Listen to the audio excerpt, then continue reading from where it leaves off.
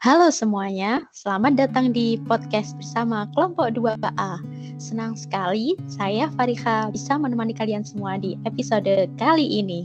Hari ini kita akan membahas tema yang sangat penting dan relevan, yaitu tantangan kebangsaan masa kini. Seperti yang sudah kita ketahui, di tengah arus globalisasi dan berkecamuknya geopolitik global, Indonesia sebagai bangsa yang majemuk dengan kondisi geografisnya yang berbentuk kepulauan tentu menghadapi tantangan yang sangat besar, baik dari dalam negeri maupun dari luar negeri. Salah satu isu yang menjadi tantangan Indonesia yang masih belum diselesaikan adalah kesenjangan pendidikan dan kemiskinan. Untuk membahas topik tersebut lebih dalam, kami sudah menghadirkan beberapa pembicara yang luar biasa dengan latar belakang yang berbeda-beda. Yuk mari kita sapa. Yang pertama yaitu ada Bapak Ferry Fadli dari Balai Teknik Tata Bangunan Gedung dan Lingkungan sebagai penata kelola bangunan gedung dan kawasan permukiman. Kemudian ada Ibu Fariha Tresna dari Balai Besar Pelaksanaan Jalan Nasional DKI Jabar sebagai penata hubungan masyarakat. Kemudian selanjutnya ada Pak Ferry Susanto dari BBWS Citanduy sebagai pengelola sumber daya air ahli pertama. Dan yang terakhir ada Bu Faradita Mustika dari Balai Penataan Bangunan, Prasarana dan Kawasan Jawa Barat sebagai penata hubungan masyarakat ahli pertama.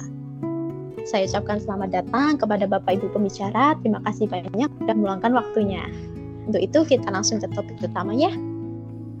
Terkait isu kesenjangan pendidikan dan kemiskinan sendiri, tentunya pemerintah sudah punya strategi untuk mengatasi masalah tersebut. Salah satunya yaitu menyediakan pendidikan yang berkualitas bagi anak-anak dari keluarga miskin dan dari lokasi 3T.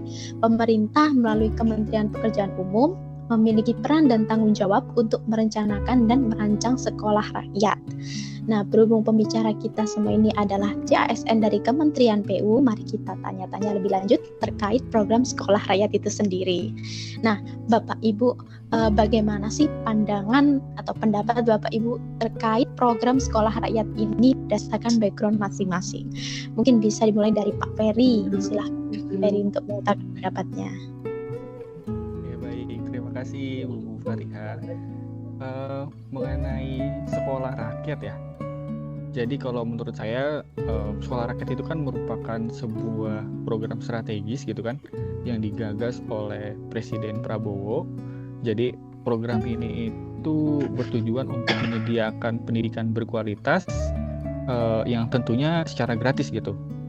Dan dari program sekolah rakyat ini kan dikhususkan bagi anak-anak dari keluarga miskin, dan juga sekolah rakyat ini tuh juga bukan sekedar bangunan fisik, tapi melainkan bentuk nyata dari keberpihakan negara terhadap akses pendidikan yang merata gitu. Nah, lalu pada tahun 2025 ini program ini tuh ditargetkan bisa membangun sekitar 200 unit sekolah rakyat yang tersebar di seluruh Indonesia gitu, mencakup wilayah-wilayah terpencil dan tertinggal. Nah, sebagai seorang dengan latar belakang arsitektur, saya memandang bahwa sekolah rakyat ini tuh nggak hanya berfungsi sebagai ruang untuk belajar gitu, tetapi ia juga sebagai simbol dari keadilan ruang. Nah, sekolah rakyat yang baik itu dia bukan hanya dinilai dari estetika atau bentuk bangunannya aja, tetapi dari bagaimana ruang-ruang tersebut itu mampu mendorong interaksi sosial, lalu bisa menciptakan kenyamanan termal yang mana ia mampu mendorong proses belajar mengajar di dalamnya. Nah, dalam konteks ini desain sekolah rakyat juga harus adaptif terhadap kondisi iklim, geografis dan budaya di sekitarnya, dan juga pemanfaatan material lokal. Lalu penggunaan prinsip arsitektur pasif juga menjadi penting untuk menciptakan ruang belajar yang sehat, hemat energi dan juga ramah terhadap lingkungan gitu. Lalu konsep berkelanjutannya juga tidak boleh dilewatkan karena kita tidak bisa membangun untuk hari ini tetapi juga untuk generasi mendatang selanjutnya. Mungkin seperti itu Ibu Fariha. Baik, terima kasih banyak pendapatnya Pak Ferry. Wah, ternyata dari sisi arsitektur banyak sekali yang diperhatikan. Mungkin biasanya kita berpendapat bahwa mungkin di arsitektur hanya bagaimana supaya estetik, supaya indah saja. Tapi ternyata juga memperhatikan bagaimana kenyamanan penghuninya, bagaimana supaya itu bisa menjadi wadah interaksi yang baik, bagaimana supaya berkelanjutan. Sangat menarik bagi kita ya, karena baru tahu ternyata dari sisi arsitektur bisa sekompleks itu. Oke, menarik sekali. Selanjutnya dari Bu Fariha, bagaimana pendapatnya terkait program sekolah rakyat ini? Oke, jadi sekilas tentang latar belakang pendidikan saya itu adalah di komunikasi dan pengembangan masyarakat. Jadi di program ini kita belajar tentang namanya bagaimana kita menjadi seorang penyuluh dengan menggunakan teknik-teknik partisipatori. Itu ada banyak macam tekniknya, mulai dari FGD, tulang ikan, dan semacamnya. Saya yakin pastinya Presiden kita juga sudah melakukan teknik-teknik partisipatori tersebut sehingga dia bisa membuat suatu kebijakan untuk membangun sekolah rakyat ini dan juga kebijakan-kebijakan lainnya yang ada dalam Astacita. Begitu. Dan saya rasa program sekolah rakyat ini memang sangat membantu karena ada terutama di daerah-daerah yang 3T itu sangat sulit baik dari akses jalan maupun akses untuk mendirikan bangunannya karena terhalang oleh kondisi jalan juga balik lagi. Nah, dengan adanya sekolah rakyat ini ketika anak-anak bisa dikumpulkan di suatu daerah yang lebih baik aksesnya, jadi sehingga mereka juga bisa mendapatkan pendidikan yang lebih baik dengan kurikulum yang lebih baik juga. Menurut saya ini sangat baik sih dampaknya, apalagi Kementerian PU sendiri itu dari Pak Menteri kita Pak Dodi itu juga ada program yang pertama itu ada program 608. Jadi 6-nya itu adalah kurang dari 6 ICOR, efisiensi investasi. Lalu yang 0 itu adalah program 0 kemiskinan. Dan yang 8 itu adalah 8% pertumbuhan nasional. Jadi dengan sekolah rakyat ini diharapkan nantinya akan ada pertumbuhan nasional dan selanjutnya adalah untuk meniadakan kemiskinan di Indonesia. Itu sih Bu kalau dari saya. Wah, menarik sekali ya dari sudut pandang penyuluh begitu ya, dengan background komunikasi dan pengembangan masyarakat. Ternyata memang sekolah rakyat ini sangat bermanfaat terutama untuk masyarakat di lingkungan 3T ya. Sudah saatnya kita memperhatikan mereka lebih dalam gitu, karena ya seperti yang disebutkan tadi akses ke sananya sulit. Jadi ya sarana dan prasarana juga sulit untuk diusahakan gitu ya, tapi dengan adanya sekolah rakyat ini diharapkan halangan-halangan itu sudah tidak ada lagi gitu. Baik, selanjutnya ke Pak Ferry Susanto, silakan Pak untuk mengutarakan pendapatnya. Baik, terima kasih banyak pada Ibu Fariha dan rekan-rekan yang lain. Tentu ya secara umum bahwa sekolah rakyat ini kan sangat baik sekali, yaitu suatu program yang digagas oleh Presiden Prabowo. Tentunya kita harus mendukung ya, sebagai CASN kita harus mendukung karena ini juga sesuai dengan amanat Undang-Undang Dasar 1945 di mana salah satunya adalah untuk mencerdaskan kehidupan bangsa, dan salah satunya itu memang akses pendidikan ya untuk semua kalangan, terutama untuk anak-anak yang berada di tempat-tempat yang sulit untuk mendapat pendidikan, baik itu yang terluar, pencil maupun dari segi sosial ekonomi. Nah, terus apa kaitannya dengan latar belakang saya? Latar belakang saya dari sumber daya air, jadi pengelolaan sumber daya air yang pertama, terutama saya di bidang keterpaduan perencanaan infrastruktur sumber daya air. Jadi ini sangat berkesinambungan ya, jadi bisa dua program bisa berjalan bersamaan gitu, karena ada juga program ketahanan pangan. Jadi kita membantu dari segi penyediaan air bersih, kemudian instalasi air dan lain-lain, terutama untuk daerah-daerah yang kesulitan air dan daerah-daerah terpencil gitu, karena air ini sangat penting sekali ya, dari apalagi untuk sekolah rakyat yang berada di tempat-tempat terpencil, tentu saja sangat membutuhkan akses terhadap air bersih, air minum, untuk pengelolaan infak dan lain-lainnya. Karena untuk tenaga pengajar maupun siswa-siswa yang di sekolah rakyat tersebut, itu kan mereka tinggalnya di asrama gitu. Jadi kami menyediakan sumber air bersih. Sekian yang bisa saya sampaikan, Bu Farida.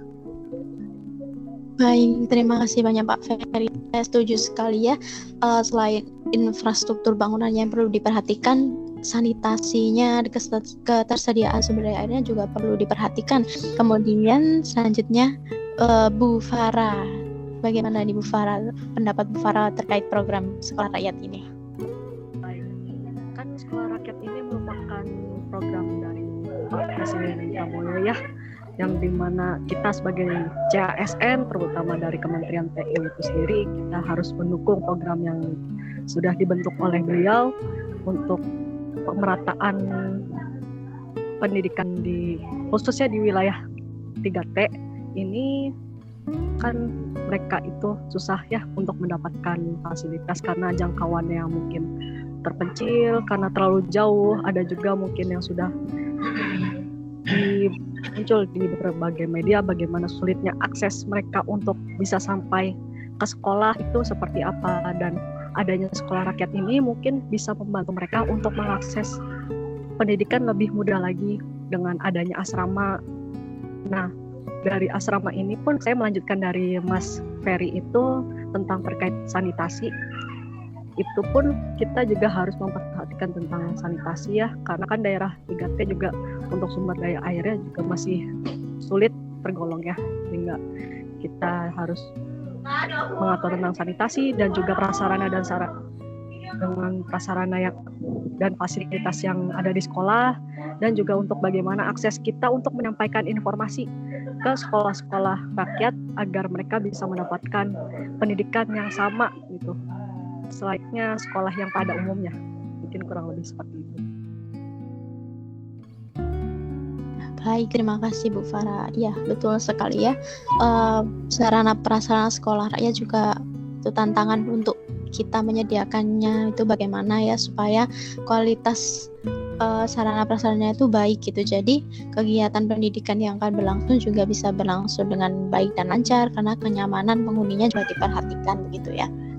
Oke, selanjutnya dengan latar belakang dan jabatan yang berbeda-beda nih, kira-kira langkah dan peran apa sih yang akan Bapak Ibu lakukan untuk mensukseskan program sekolah rakyat ini dan meyakinkan masyarakat bahwa program sekolah rakyat ini akan bermanfaat dan manfaatnya bisa dirasakan secara masif gitu oleh rakyat?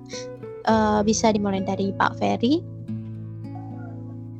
Oke, baik. Ya, sebagai calon aparatur sipil negara gitu ya, saya memandang bahwa peran saya kan sebagai penata kelola bangunan gedung dan permukiman gitu ya. Jadi bukan hanya sebagai pelaksana teknis, tapi saya juga sebagai penggerak perubahan gitu. Jadi saya ingin mendorong agar desain dari sekolah rakyat ini juga melibatkan pendekatan partisipatif gitu ya, di mana masyarakat lokal itu dan guru dan juga muridnya juga dilibatkan dalam proses perencanaannya.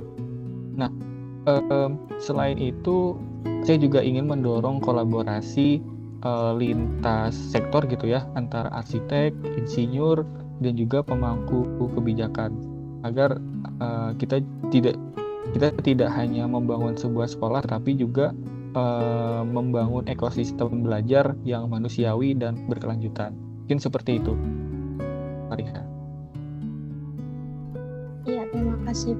Saya setuju sekali ya, karena mungkin kalau sekolah-sekolah zaman dulu hal itu kurang diperhatikan gitu ya. Yang penting ada tempatnya untuk belajar, ya udah sudah gitu. Padahal kalau kita dilihat di luar negeri, wah fasilitasnya nggak main-main gitu. Bagaimana caranya nggak hanya kegiatan belajar mengajar itu bisa berlangsung, tapi guru dan juga pelajarnya itu bisa nyaman gitu di sekolah. Jadi ketika mereka pergi ke sekolah itu nggak berat gitu, nggak kerasa seperti beban, tapi justru seperti main gitu ya. Itu benar-benar sangat, ini sih perlu perhatian lebih ya dari pemerintah gitu. Oke, selanjutnya ke Bu Farica Tresna, silakan Bu. Oke, karena saya backgroundnya juga belajar tentang penyuluhan, jadi menurut saya cara yang paling pertama harus dilakukan agar mendorong pembangunan sekolah rakyat ini kepada masyarakat dan biar masyarakat juga semakin setuju, itu pastinya adalah dengan memberikan penyuluhan tentang pentingnya pembangunan.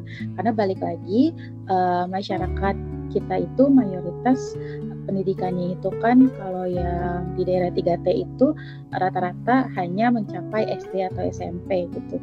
Dan mereka pun mayoritas berpikiran sekolah itu hanya untuk mendapatkan pekerjaan di kemudian hari. Jadi itu hanya untuk persyaratan. Nah, di sini kita harus pelan-pelan mulai dari mendekati stakeholdernya berupa RT, RW ataupun ustadz yang dipercaya di situ untuk memberikan narasi-narasi bahwa sekolah rakyat ini bisa membantu mereka untuk mendapatkan kehidupan yang lebih baik ke depannya. Jadi dengan pendidikan yang dibangun dari sekolah rakyat ini untuk anak-anaknya itu akan membuat anak-anaknya mendapatkan masa depan yang lebih baik. Jadi kita harus reminder terus-terusan mulai dari kita sendiri sebagai penyuluh dan juga melibatkan pihak-pihak stakeholders yang ada di daerah tersebut. Gitu. Iya, terima kasih Bu, luar biasa sekali ya. Betul sekali, penyuluhan dan pendekatan gitu ya yang sering kita abaikan gitu. Jadi pengertian ke masyarakat bahwa ini program penting loh, ini program bagus loh buat diikuti, itu sangat bermanfaat ya. Karena percuma kalau kita misal sudah buat program bagus gitu ya, menghabiskan anggaran yang banyak gitu, tapi masyarakat nggak tahu ini buat apa gitu, ini manfaatnya apa, ya percuma akhirnya karena nggak akan dimanfaatkan gitu. Benar, penyuluhan dan pendekatan ini sangat-sangat perlu dilakukan dengan ini ya, dengan apa, memastikan caranya itu efektif dan efisien, bagaimana masyarakat tuh bisa mengerti, benar-benar mengerti manfaat dari program ini gitu, agar tidak sia-sia ya programnya. Baik, kemudian selanjutnya Pak Ferry Susanto, silakan Pak. Baik, terima kasih banyak Bu Fariha. Saya setuju dengan apa yang disampaikan dari Pak Ferry dan Bu Farica ya, terutama untuk menyukseskan program sekolah rakyat ini kita harus berpikir, apalagi kita memiliki kelebihan dalam seleksi CASN sekarang itu bisa memilih penempatan, sehingga kita bisa kembali ke daerah asal masing-masing. Dengan begitu kita lebih memahami karakteristik dari daerah kita sendiri, bahwa di situ ada kebutuhannya apa, kemudian kita bisa memenuhi apa yang diminta masyarakat, dan tentunya itu harus sesuai dengan program pemerintah yang prioritas juga.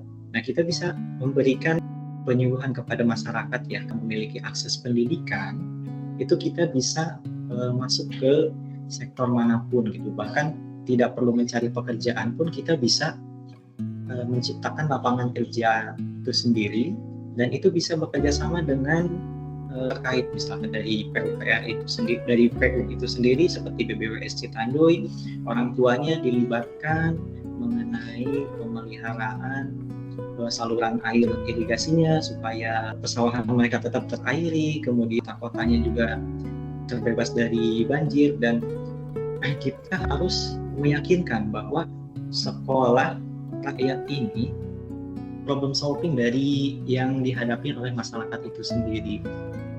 Jadi kalau dari PBWS itu kan banyak masyarakat yang masih menggunakan sistem pertanian tradisional gitu. Dengan mereka menyekolahkan anak-anaknya, jadi wawasan mereka bisa lebih terbuka dan bisa menerima program-program kita gitu, karena kebanyakan dari kita sendiri ya, struggle yang kami hadapi itu karena wawasan masyarakat daerah untuk yang kita kembangkan itu masih minim, sehingga program-program kami itu ditolak. Jadi dengan adanya program sekolah rakyat ini sangat membantu sekali untuk program percepatan pembangunan prioritas pemerintah. Seperti itu Bu Fariha. Baik Pak Ferry, sejalan dengan yang pendapat dari Bu Fariha Tresna tadi ya, betul sekali kita itu perlu memberi pengertian kepada masyarakat pentingnya program ini, karena ya seperti yang dikatakan Pak Ferry tadi, mindset di masyarakat itu masih memandang pendidikan itu sebagai sarana untuk mencari kerja. Jadi yang penting dapat ijazah, bisa cari kerja gitu. Padahal kalau kita memang menghayati arti pendidikan itu sendiri, malahan kita yang dicari pekerjaan atau kita yang menciptakan pekerjaan, bukan kita yang cari pekerjaan, begitu ya. Ya betul sekali. Dan selain kita memastikan infrastrukturnya itu berjalan dengan baik, dengan terkonstruksi dengan baik, kita juga perlu memastikan bahwa masyarakat yang diberi program tersebut itu paham betul gitu dengan kebermanfaatannya. Oke, kemudian ke Bu Farah, silakan Bu Farah. Baik, mungkin saya melanjutkan dari Mbak Fariha sama Mas Ferry ya, terkait bahwa kalau kita itu sebagai calon aparatur sipil negara itu harus selalu berada di pihak masyarakat, di mana kita harus juga mendengarkan mereka untuk terkait bagaimana sih tentang pendidikan itu. Nah, maka dari itu kan masih banyak nih masyarakat yang masih berpikiran bahwa sekolah tuh cuma untuk mendapatkan kertas bernama ijazah sebagai persyaratan untuk dapat kerja gitu, tapi mereka tidak mikir untuk mengembangkan, untuk bisa menghidupkan lah istilahnya, atau bisa memajukan daerah mereka yang terpencil itu. Nah, mungkin khususnya apalagi bagi saya kan tentang komunikasi ya, apalagi komunikasi daerah terpencil itu untuk seperti akses internet juga masih susah. Maka dari itu adanya sekolah rakyat ini mungkin seharusnya sih bisa untuk membantu anak-anak itu untuk bisa mendapatkan akses pendidikan yang lebih tinggi, biar mereka pun juga bisa memajukan daerah mereka sendiri yang masih tertinggal, untuk membantu rakyat-rakyat yang masih tertinggal untuk bisa menyebarkan bahwa sekolah rakyat tuh nggak hanya sekedar untuk memenuhi persyaratan untuk dapat kerja gitu, tapi kita pun bisa untuk memajukan daerah yang masih tertinggal, biar daerah itu tuh bisa maju kayak daerah-daerah yang lain. Kurang lebih. Betul sekali ya, sebenarnya program sekolah rakyat ini untuk rakyat dan akan kembali ke rakyat gitu ya. Jadi target kita karena masyarakat kita gitu. Nah, jika program ini terlaksana dengan baik, sebenarnya yang merasakan manfaat pun akan ya mereka sendiri gitu, karena nanti hasil didikan dari sekolah rakyat pun akan menjadi kader-kader dari daerah itu sendiri yang harapannya bisa memajukan daerah 3T begitu ya. Baik, kemudian kita masuk ke sesi terakhir ya Bapak Ibu. Apa sih harapan Bapak Ibu untuk program sekolah rakyat ini dan untuk masa depan Indonesia ke depannya gitu? Bisa dimulai ke Pak Ferry Fadli. Kalau saya pribadi, saya berharap sebenarnya bangsa ini itu bisa tumbuh dengan kesadaran bahwa pendidikan itu bukan hanya soal kurikulum gitu, tetapi juga soal ruang. Sekolah rakyat juga harus menjadi fondasi pemerataan kualitas pendidikan, tidak hanya di kota, tetapi juga di pelosok gitu. Nah, saya juga membayangkan suatu hari nanti anak-anak di desa terpencil gitu bisa belajar di ruang yang terang, sejuk, dan nyaman gitu. Karena ruang yang baik itu akan melahirkan generasi yang baik juga. Mungkin seperti itu, Ibu Fariha. Baik, terima kasih banyak Pak Ferry, luar biasa sekali. Selanjutnya ke Bu Fariha Tresna. Kalau saya singkat saja ya Bu, jadi saya berharap kedepannya kemiskinan itu akan benar-benar tidak ada di Indonesia ini, dan semuanya pendidikannya itu merata, karena alumni-alumni sekolah rakyat ini bisa membangun daerahnya, begitu.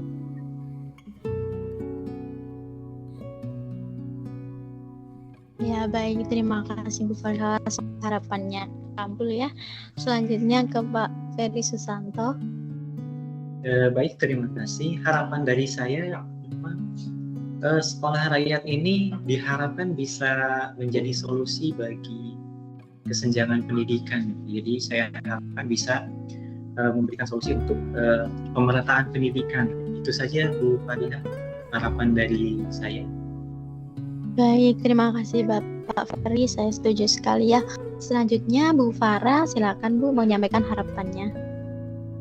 Baik, untuk harapannya mungkin semoga dari program sekolah rakyat ini tuh bisa menjadi langkah awal untuk mengatasi kesenjangan pendidikan dan juga untuk mengurangi angka kemiskinan ya.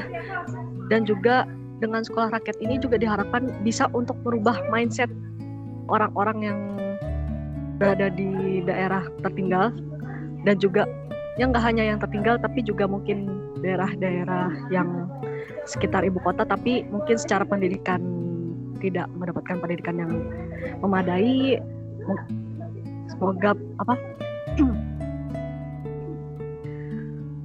Semoga mereka itu paham bahwa sekolah itu tidak hanya untuk mendapatkan sebuah hal sebagai persyaratan mendapatkan kerja, tapi bisa juga digunakan untuk membangun wilayah mereka yang tertinggal, atau mungkin untuk bisa mensejahterakan masyarakat mereka, atau mungkin juga untuk untuk mensejahterakan daerah yang tertinggal agar mereka tidak selamanya tertinggal dari daerah-daerah yang lain, agar bisa komunikasi pun bisa lebih gampang masuk gitu. Dari adanya sekolah rakyat ini mereka tuh paham bahwa tentang informasi di Indonesia tuh seperti ini, dan sekolah rakyat tuh tidak seburuk itulah, pokoknya bisa untuk memajukan bangsa Indonesia ini. Mungkin segitu. Iya, baik, betul sekali ya dari Bu Farah. Harapannya sekolah rakyat ini bisa mengatasi masalah kesenjangan pendidikan dan kemiskinan tadi. Toh ya nanti hasil target dari sekolah rakyat akan kembali ke masyarakat itu sendiri.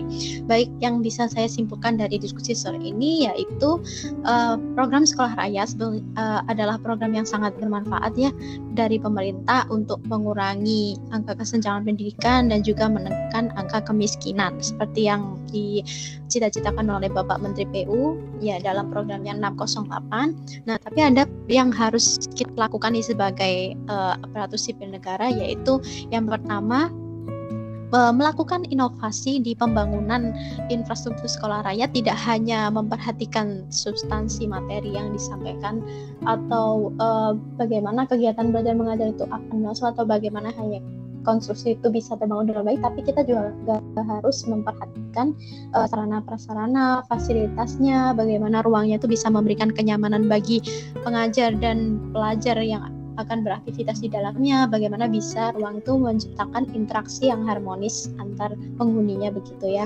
Kemudian kita juga harus memperhatikan sarana prasarana fasilitas pendukung sekolah rakyat itu sendiri seperti sanitasi, kebersihannya, mandi cuci kakusnya itu juga harus diperhatikan agar pelajar dan pengajar yang di sana juga bisa nyaman gitu ya di sana. Jadi